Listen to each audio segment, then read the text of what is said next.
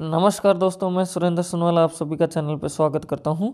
तो आज अपन देख रहे हैं राजस्थान माध्यमिक शिक्षा बोर्ड अजमेर के द्वारा जो अपनी गवर्नमेंट साइट के ऊपर उच्च माध्यमिक परीक्षा 2024 के लिए एक पेपर डाला हुआ है। गवर्नमेंट साइट में अनिवार्य हिंदी का आप देख सकते हैं 80 नंबर का पेपर आएगा एग्जाम में और 3 घंटे 15 मिनट का टाइमिंग मिलेगा। इसी पैटर्न के ऊपर आपको एग्जाम में क्वेश्चन पेपर मिलेगा, तो आप वीडियो में बने रहें। मैं पूरी आंसर की इस वीडियो में बताने वाला हूं। तो आप देख सकते हैं सबसे पहले सेक्शन ए आता है, जिसमें अपने पास में प्रश्न दे रखे हैं, उनके अवैध में से एक का राइट आंसर आपको देना है।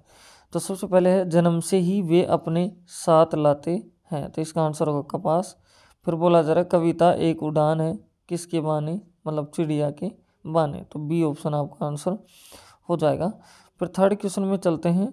तो थर्ड में आपको दे रखा है छोटा छोटा मेरा खेत चौकाना लेखक ने किसे कहा है, तो ये कहा है कागज के पन्ने को। फिर बोला जा रहा है चौथे क्वेश्चन में पहलवान की ढोलक अध्याय के लेखक कौन है, तो इसका आंसर होगा ए फर्नीसर नाथ रेणु। पांचवा क्वेश्चन है मनुष्य की क्षमता किस बात पर निर्भर रहती है, तो वो इसमें होगा उपयुक्त सभी। अब चलो दोस्तों चलते हैं छठे क्वेश्चन पे। तो इसमें क्या दे रखा है ये भी आप देखें एक बार। तो इसमें दे रखा है कि शीर्ष के फूल को किसके समान बताया गया है, तो जो छठा क्वेश्चन है इसका आंसर होगा आपका अवधूत। सातवां क्वेश्चन में हिंदी भाषा को युद्ध रूप में बोलने और लिखने संबंधित नियमों की जानकारी देने वाला शास्त्र कहलाता है, तो यह है व्याकरण शास्त्र। अब चलो दोस्तों नेक्स्ट क्वेश्चन पे। तो आठवां क्वेश्चन आ जाता है। इसमें बोला जा रहा है मैनिफेस्टो शब्द का सही अर्थ है, तो इसका सही अर्थ है घोषणा पत्र। फिर आधुनिक संचार माध्यमों में सबसे पुराना है, तो इसमें है प्रिंट। फिर आता है 10वां क्वेश्चन, जिसमें बोला जा रहा है किसी खबर का घटना स्थल से सीधा प्रसारण क्या कहलाता है, तो ये कहलाता है लाइव। क्या कहलाता है? लाइव। अब चलो दोस्तों चलते हैं इसके नेक्स्ट क्वेश्चन में। तो बोला जा रहा है इस क्वेश्चन में मंत्री नामक अध्यापक कक्षा में प्राय किसका उपयोग नहीं करते हैं, तो वो छड़ी का उपयोग नहीं करते हैं। 12वां क्वेश्चन में मोहनजोदड़ो किस काल के शहरों में सबसे बड़ा शहर है, ये पूछा जा रहा है, तो ये है ताम्र काल। तो दोस्तों फर्स्ट क्वेश्चन इस तरह से कंप्लीट हो जाता है। तो अब चलते हैं सेकंड क्वेश्चन, जिसमें आपको दिख रहे होंगे रिक्त स्थान अपन को भरना है। तो अब आप ध्यान से सुने। पहले क्वेश्चन की बात है, जिसमें दे रखा है एक सीमित क्षेत्र में बोले जाने वाले भाषा के स्थानीय रूप को कहते हैं, तो इसके स्थानीय रूप को कहते हैं बोली। दूसरे में दे रखा है निविदा के लिए सही अंग्रेजी शब्द है, तो इसका आंसर होगा टेंडर। क्या आंसर होगा? टेंडर आपका आंसर हो जाएगा। फिर थर्ड में दे रखा है सैनिकों ने कमर कस ली वाक्य में, फिर रिक्त स्थान शब्द शक्ति है, तो इस शब्द शक्ति को बोलते हैं लक्षण। चौथा क्वेश्चन आता है, बोला जा रहा है जब किसी शब्द का अर्थ न तो अभिधा से प्रकट होता है न ही लक्षणा से, वहाँ शब्द शक्ति होती है। तो वहाँ कौन सी शब्द शक्ति होती है? तो वहाँ होती है व्यंजना। क्या होती है? व्यंजना शब्द शक्ति होती है। तो अब चलो दोस्तों नेक्स्ट में। तो 5वां क्वेश्चन है, इसमें बोला जा रहा है चारू चंद्र की चंचल किरणें खेल रही थी जल स्थल में, पंक्ति में अलंकार है, तो अलंकार क्या है? तो इसमें होगा अनुप्रास अलंकार। छठा क्वेश्चन आता है जब कोई बात बहुत बढ़ा चढ़ाकर अथवा लोक सीमा का उल्लंघन करके कही जाए वहाँ अलंकार होता है, तो उस समय अलंकार होता है आपका अतिशयोक्ति अलंकार। दोस्तों इस तरह से दूसरा क्वेश्चन भी अपना हो जाता है। तो अब चलो दोस्तों नेक्स्ट थर्ड क्वेश्चन पे। थर्ड क्वेश्चन में दे रखा है निम्नलिखित अपठित गद्यांशों को पढ़कर प्रश्नों के उत्तर दीजिए। तो दोस्तों इसको आराम से आप पढ़ लें, बहुत ही इजी है, आराम से पढ़ें। पढ़ने के बाद में जो नीचे क्वेश्चन दिए गए हैं और 6 नंबर के वो क्वेश्चन है उनका जवाब अपन को देना है। तो दोस्तों मैंने ये पढ़ लिया है पूरा, तो मैं आपको आपके जो प्रश्न है इनका जवाब दे देता हूँ। तो ध्यान से सुनो। पहला प्रश्न है भारतीय संस्कृति के मूल तत्वों में से एक तत्व कौन सा है, तो ये तत्व है जिसका आंसर होगा करुणा। क्या आंसर होगा? करुणा। फिर बोला जा रहा है सुत शब्द का पर्यायवाची शब्द गद्यांश में से छांट कर लिखिए। तो इसका मतलब होता है पुत्र। क्या नाम होगा? पुत्र। थर्ड में देखा हमारी संस्कृति में देश की सीमाओं को किसके समान बताया गया है? तो इसको बताया गया कि माता से भी बढ़कर माना है। क्या? माता से भी बढ़कर माना है। चौथा क्वेश्चन संस्कृति के किन तत्वों को हम दैनिक जीवन में अपनाते हैं? तो इसका आंसर होगा, ध्यान से सुनो, स्त्री का सम्मान, संकट के समय साहस न खोना, उदारता तथा अनेक विचारों के आदान प्रदान के साथ हमारी समन्वयकारी दृष्टि आदि ऐसे तत्व हैं जिन्हें हम दैनिक व्यवहार में अपनाते हैं। तो ये अपना हो जाएगा। फिर यहाँ आता है पांचवा क्वेश्चन, जिसमें आपको दे रखा है क्या?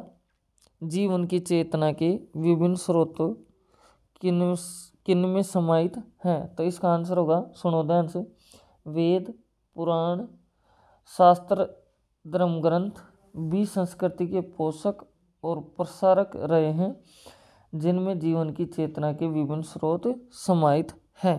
तो ये आपका आंसर हो जाएगा दोस्तों।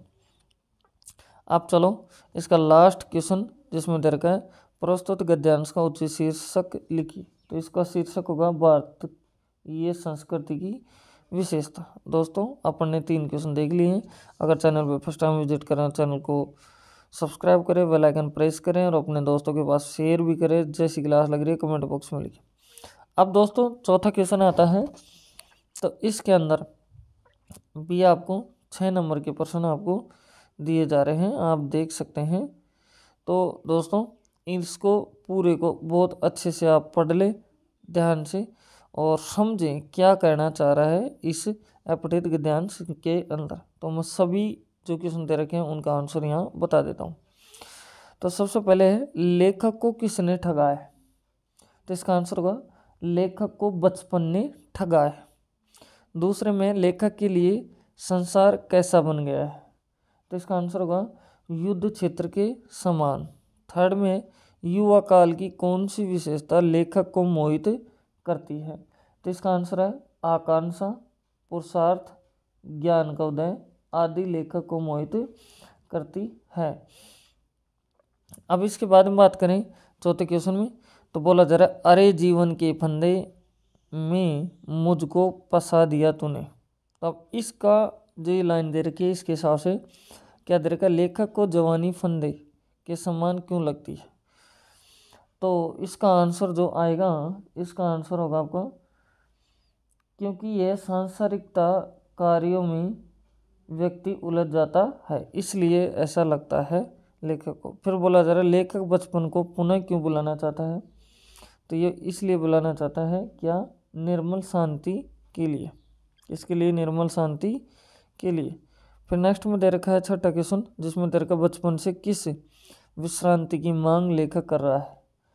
तो इसका आंसर होगा व्याकुल व्यथा मिटाने वाली विश्रांति की मांग कर रहा है। दोस्तों इस तरह से अपने पास में ये चौथा क्वेश्चन भी हो जाता है और सेक्शन ए भी खत्म हो जाता है। अब सेक्शन बी चलेगा जिसमें सभी क्वेश्चन कितने 2-2 नंबर के आपको देखने को मिलेंगे वहाँ पेपर में। तो 5वां क्वेश्चन है, पहले ये भी देख ले कि 40 शब्दों में इन सभी का उत्तर देना है। तो 5वें में दे रखा है टीवी समाचार में नेट साउंड या प्राकृतिक आवाज़ किसे कहते हैं? ऐसे 6ठे में दे रखा कैमरे में बंद अपाइज कविता का मूल भाव लिखिए। अब चलो नेक्स्ट क्वेश्चन के ऊपर। 7वां क्वेश्चन अपने सामने आता है जिसमें दे रखा है कि भक्तिन के किन दुर्गुणों के बारे में लेखिका ने अध्याय में बताया।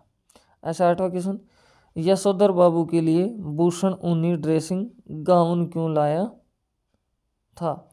ऐसे 9वां क्वेश्चन है कवि ने अपने जैसा हार्ड मास का मनुष्य हो सकता है? कभी भी अपने जैसा हार्ड मास का मनुष्य हो सकता है? आनंदा को इसका भान कैसे हुआ? इस तरह से सेक्शन बी कंप्लीट हो जाता है। अब आता है सेक्शन सी, जो आएंगे वो जितने भी प्रश्न आएंगे ये सभी 3 नंबर के होने वाले हैं। और कंडीशन सुन लो, प्रश्न संख्या 10 से 13 के उत्तर 60 से 80 शब्दों में लिखिए और 14 एवं 15 के उत्तर लगभग 100 शब्दों में लिखिए। अब 10वां क्वेश्चन में क्या है, ये सभी बुक के क्वेश्चन है दोस्तों, आराम से बुक में मिल जाएंगे, बहुत ईजी है। तो बोला जा रहा है क्रांति हमेशा वंचितों का प्रतिनिधित्व करती है। बादल राग कविता के आधार पर बताइए। अगर ये नहीं आ रहा है तो आप ये भी कर सकते हैं, दोनों में से एक कर सकते हैं जब अथवा में दिया रहे। तो आपको बोला जा रहा है इसमें उषा कविता में कवि ने प्रकृति की गति को शब्दों में बांधने का अद्भुत प्रयास किया है। तो फिर बोला जा रहा है कथन में समर्थन में 100 उदाहरण तर्क दीजिए। अब चलो दोस्तों नेक्स्ट क्वेश्चन 11वां। तो इसमें क्या दे रखा है, देखो, यह भी सच है कि यथा प्रजा तथा राजा जी का यह कथन वर्तमान राजनीतिक परिस्थितियों में कितना सटीक है, इस पर अपने विचार लिखिए। ये नहीं आ रहा तो फिर ये कर सकते हैं, जिसमें दे रखा श्रम विभाजन के दृष्टिकोण से अपनाई गई जाति प्रथा पर अपने विचार लिखिए। 12 क्वेश्चन है नगर नियोजन मोहन जो दंडों की अनूठी मिसाल है। फिर आगे दे रखा वर्तमान समय के नगरीकरण से संबंध स्थापित कीजिए।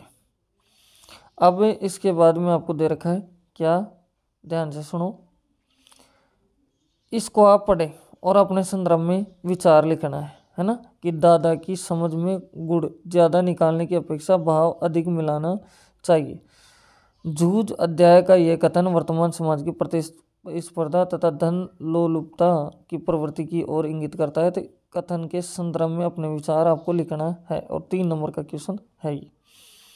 ऐसे दोस्तों आपके पास में 13वां क्वेश्चन आता है, जिसमें दिया जा रहा है क्या, जिन लोगों के बाल बच्चे नहीं होते उनकी मौत जो हुआ होगा से हो जाती है। इस कथन से आप कहाँ तक सहमत हैं, अपने विचार लिखने हैं। 3 नंबर का क्वेश्चन। और अगर ये नहीं आ रहा तो फिर ये भी कर सकते हैं, क्या दिया रखा है, सिंधु सभ्यता साधन संपन्न थी, उसमें भव्यता का आडंबर नहीं था। कथन से आप कहाँ तक सहमत हैं, ये देख सकते हैं जवाब, या तो ऊपर वाला या नीचे वाला। ऐसे 14 क्वेश्चन आ रहा है, फीचर लिखते समय किन किन बातों का ध्यान रखना चाहिए। या फिर इसका ये कर सकते हैं, सार्थक आलेख के क्या गुण हैं, इनमें से दोनों में से किसी एक का उत्तर आप दे दीजिए। अब 15 क्वेश्चन है, जिसमें आपको दे रखा है क्या, देखो, तुलसीदास अथवा हजारी प्रसाद द्विवेदी का परिचय लिखिए। ठीक है दोस्तों, ये 4 नंबर का क्वेश्चन है। अब जो भी क्वेश्चन आएंगे आपके बड़े क्वेश्चन आएंगे। तो 16 क्वेश्चन में क्या दे रखा है, निम्नलिखित पद्यांश की सप्रसंग व्याख्या कीजिए। इनको पढ़ना है पद्यांश को और इनकी व्याख्या आपको देनी है, और ये 6 नंबर का प्रश्न है आपका यहाँ। तो आप देख सकते हैं ऊपर वाला आ रहा तो ठीक है ये कर ले, नहीं तो फिर नीचे वाले का पढ़ करके सप्रसंग व्याख्या करें अपने शब्दों में, देख सकते हैं। फिर नीचे 17 क्वेश्चन भी 6 नंबर का, यार इसी में भी क्या पूछा जा रहा है, सप्रसंग व्याख्या करो गद्यांश की। वो पद्यांश था, गद्यांश है ये, तो इसकी करें या फिर इसकी करें। तो ये तो दोस्तों अपने विचार आप अपने शब्दों में लिख सकते हैं।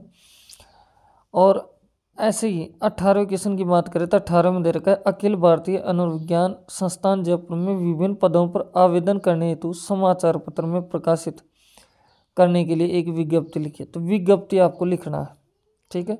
ये नहीं आ रहा तो आप ये कर सकते हैं कि विद्यालय की विज्ञान प्रयोगशाला में सामग्री क्रय करने हेतु निविदा लिखिए। दोनों में से एक का कर सकते हैं।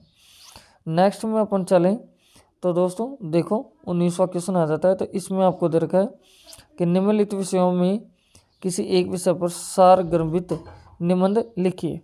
300 शब्दों में इसका उत्तर आपको देना है। तो एक पे लिखना है। तो एक पहला क्वेश्चन तो क्या है इसमें, आतंकवाद एक वैश्विक समस्या है। दूसरा है इसमें नारी शिक्षा आज की आवश्यकता है। तीसरा है भारत की ऋतुएं। चौथा है पर्वतीय स्थल की मेरी यात्रा। इनमें से किसी एक विषय के ऊपर आपको निबंध लिखना है लगभग 300 शब्दों में। 5 नंबर का क्वेश्चन रहेगा। आप सभी ने देखा दोस्तों। तो इस तरह से अपना जो सामान्य हिंदी है, हिंदी अनिवार्य है, इसका पेपर पूरा हो जाता है। तो दोस्तों इसी पैटर्न पर आपको पेपर देखने को मिलेगा। तो मेरी तरफ से बेस्ट ऑफ लक। बाकी पेपर आपने नहीं देखे तो वो भी देख लें, मैंने चैनल पर सभी पेपर अपलोड कर दिए हैं। तो thank you, best of luck.